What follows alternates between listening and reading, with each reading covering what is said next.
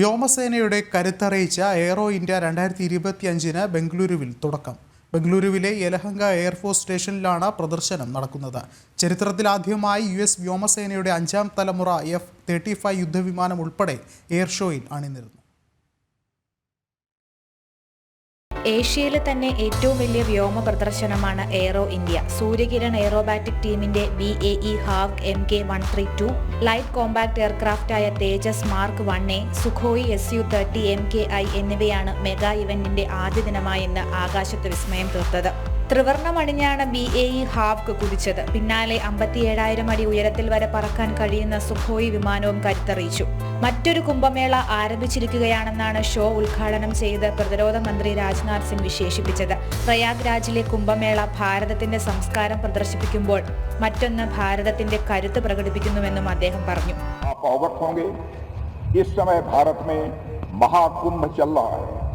देश दुनिया से कई सारे लोग तीर्थराज प्रयाग में आस्था की डुबकी लगा रहे हैं. मुझे भी महाकुंभ के दौरान संगम में डुबकी लगाने का सौभाग्य प्राप्त हुआ है. मैं समझता हूं कि एरो इंडिया के रूप में आज से भारत में एक और महाकुंभ का प्रारंभ हो रहा है.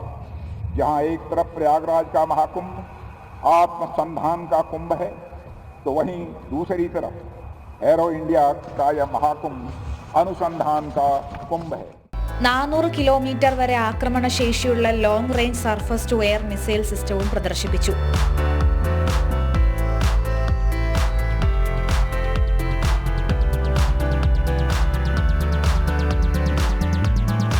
പ്രോജക്ട് കുഷയുടെ ഭാഗമായാണ് മിസൈൽ വികസിപ്പിച്ചത്. സ്വകാര്യ സ്ഥാപനങ്ങളായ സോളാർ ഇൻഡസ്ട്രീസും ഭാരത് ഡൈനാമിക്സ് ലിമിറ്റഡുമായി സഹകരിച്ച് DRDOയാണ് മിസൈൽ വികസിപ്പിച്ചത്.